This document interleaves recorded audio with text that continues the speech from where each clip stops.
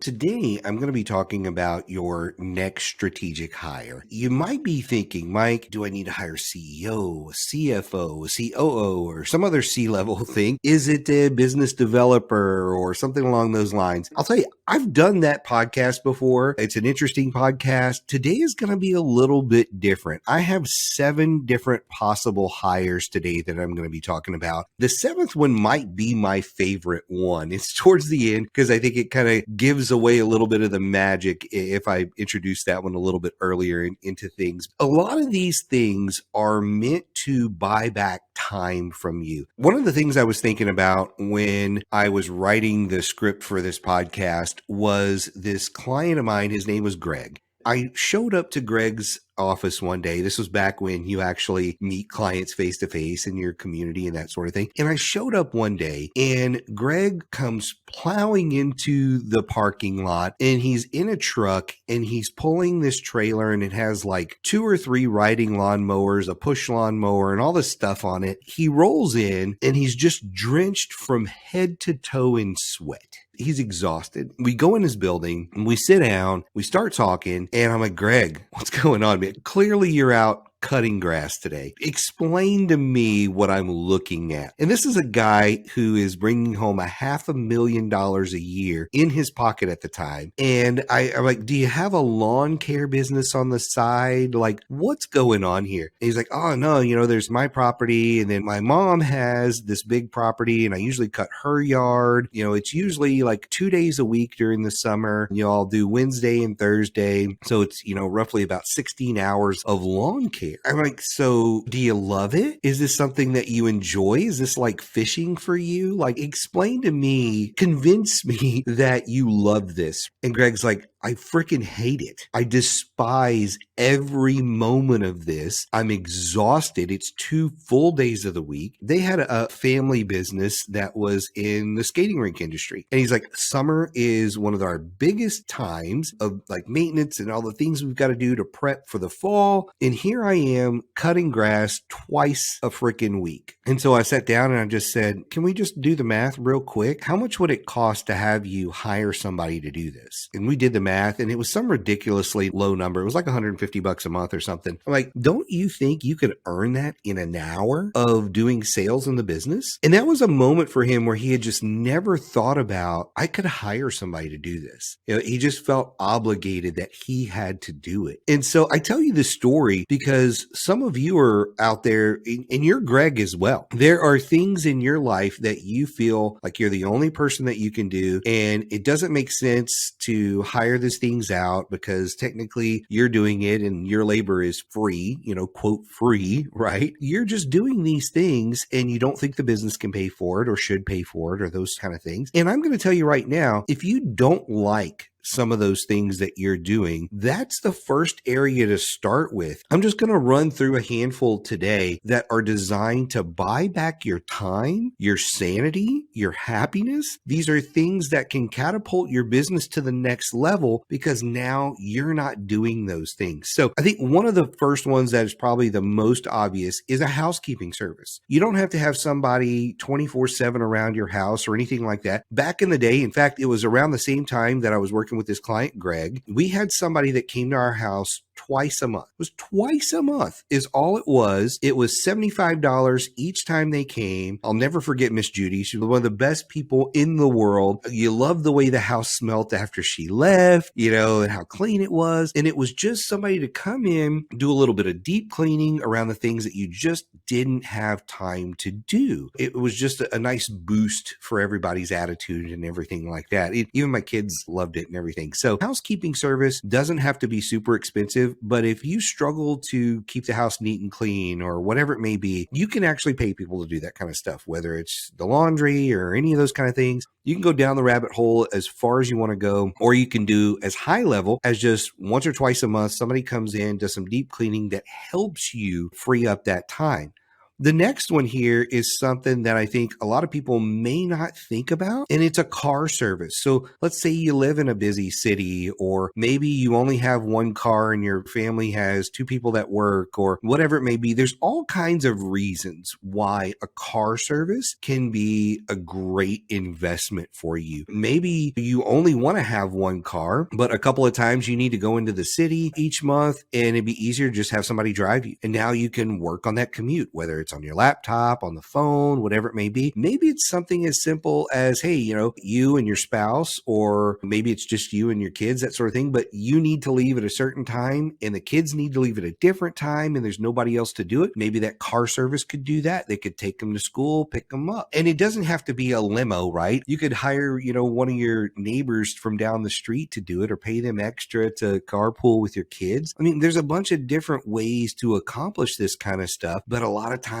we just don't think about it. We're like, hey, this is my obligation and I've got to do it even though I don't have time. And it just totally rocks your world, because maybe it happens 2 or 3 hours after you are in your shift at work. Maybe you're working from home and it's a disruption to what you're trying to do. There's a lot of reasons why a car service may be great for you. One of the things that I've found is, we live out in the middle of nowhere. It's about 2.5 hours to 3 hours to any major airport. I used to drive to those airports when I would travel. And now one of the things we do is we found a bus service, and it's probably the most cushy bus you'll ever get on. It's a simple bus ride. You hop on, it's got internet, it's got charging stations, and I can just ride the bus all the way to the airport. So I can be on my laptop the whole time. I can be making phone calls, sending emails, responding to stuff. Now that whole 3 hours there, 3 hours back, it's all productive now, or as productive as I want to be. Sometimes you get on there and you just want to zone out and rest and think about where you're going and what's going on. That is still better than being behind the wheel, dealing with traffic in Chicago or St. Louis or Indianapolis or whatever big city, And so it's a break for me to not have to think about those things while I am going. And so you could have somebody who's driving you, or you could do a bus service or something like that to take you to the airport. There's a lot of creative ways there to just take that off your plate. And guess what? So far, everything I've said, the business can pay for, especially if you operate out of your house. It can pay a portion of that housekeeping. It can pay probably all of the car service fees, depending on what it's all used for and that sort of thing. But yeah, the business can pick up that.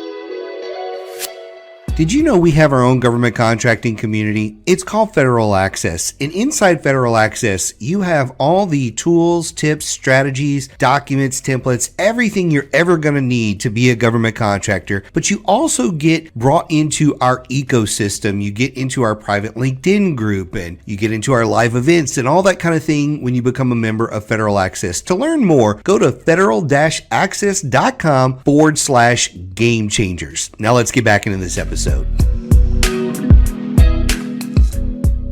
The next one, I'm going to lump three things here together because depending on who you are, where you are in your journey, you may need one of these three, but you probably don't need all three. I'm not saying you don't, but you probably don't need all three. I kind of lump in like life coach, executive coach, or a therapist in there, because sometimes you need somebody when it's just you, or it's you and your executive team and you don't feel like you can share everything with them and you don't want to bring your problems home. You need somebody you can talk to. And again, the business can pay for all of this stuff. Being able to hire somebody that you can talk to and just say, hey, here's some challenges that I'm facing in the office, with some staff, or with our new product release, or this service, or whatever it may be. Just being able to talk to people about that and hear their feedback and say, hey, if you were in my position, what would you do? Or if it's something more serious where you're having problems at home with your spouse or with your employees, and you need a therapist to think through it because you're like, I'm always angry and I can't figure out what the deal is, right? That's a challenge. And if you don't overcome that, it's going to limit your business as you go. The next one is a personal trainer. At some point when you're really busy, I know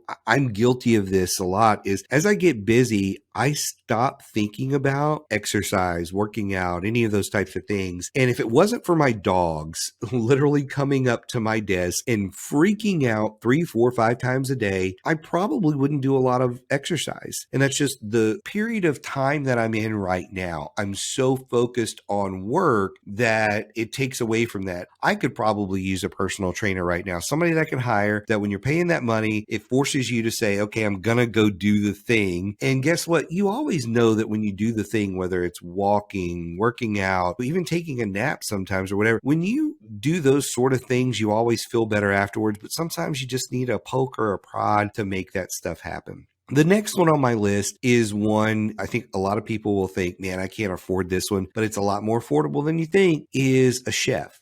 Somebody that comes in maybe just once a week and does some meal prep for you. I know people that do this all over the country. That's part of their business. They'll come in and they'll look at your diet, your restrictions. Oh, you want to lose weight, that kind of stuff. And they will literally do the meal prep for you because maybe you don't like doing any of that kind of stuff. I'm on the opposite end of that. I love going grocery shopping. I like seeing what's in the store. I love cooking most of the time. The only exception for that in me is when I'm sick or when I'm just insanely busy.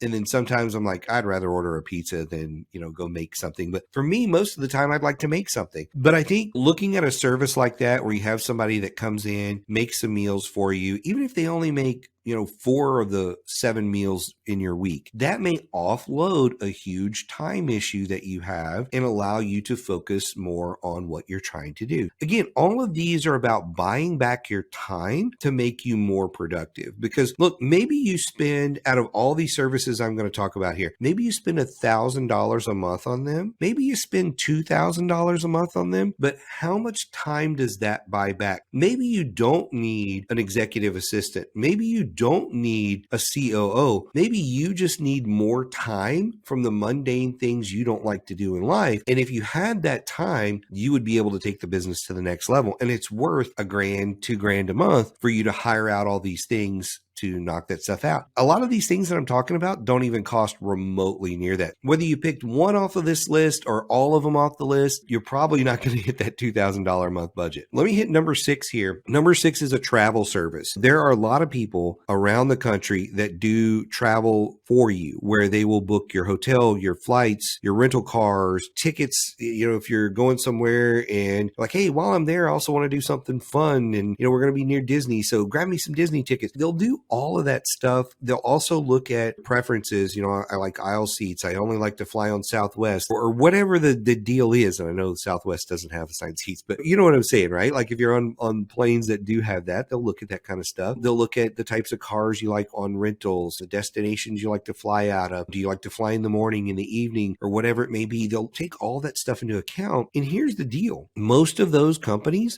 actually don't charge you a fee. Most of them have deals with the airlines as well as the hotels and all those folks. And when they book your service, they get a commission back on booking that service. Now, it might cost you a little bit more. So like if I booked my own travel, maybe it would cost me $750 for this round trip. And maybe when I use the service, it's $850 or $900. So there's a small premium in there. But again, if you think about that, that's only $150 to handle all of your travel. And now all you've done is send an email that says, I'm going here on this date. Here's what I need. Take care of it. And then you're done, versus the 2, 3, 4 hours you would have spent going through all of that, double checking it, all those kind of things. And then if you have an issue, you just shoot them a note and say, hey, I need to change this date. I need to do this. I need to do that. And they go and coordinate it. Travel services are a really, really good one. My number 7 one here, my favorite one of all of these that I wanted to save for last, was a personal assistant. So instead of having an executive assistant, maybe you need a personal assistant. Because look, if I hire an executive assistant,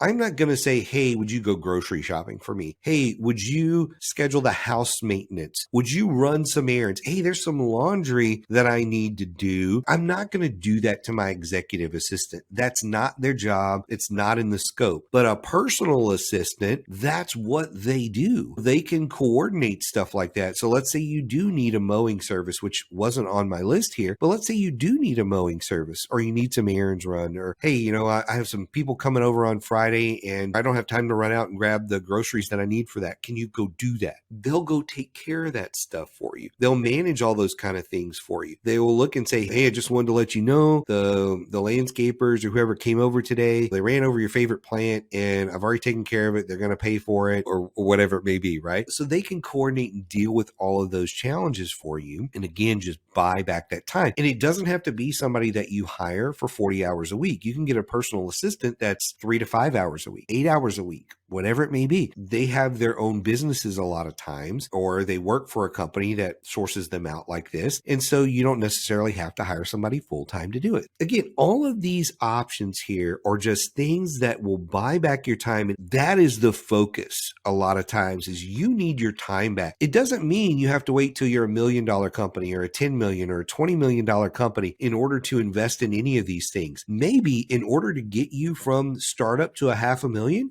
you need to invest in one of these, or $500,000 to $1 million, or $1 million to $10 million. Maybe that's the catalyst you need in order to get you to that next level. Just think about that. And if you have questions, you can always reach out to me about this. One of the final things I'll leave you with that I've said, and I just want to reiterate a little bit, let the business pay for this stuff. It doesn't have to come out of your personal income. The business should be paying for it because it's ratcheting up your level of productivity. If you do that, it's bringing down your tax liability and you're buying more time. It's really such a win-win-win situation for you and for the business. Again, if you have any questions, reach out to me. I'd love to hear your thoughts on this one. Maybe you've got some other services I hadn't thought about. I'd love to hear what those are and share them with the community. We'll see you next time. I really hope you enjoyed the podcast today. If you did, I would really appreciate it if you would like and subscribe to the podcast and screenshot it and tag me on LinkedIn or whatever social media you use. So thank you again for joining us today, and we'll see you next time.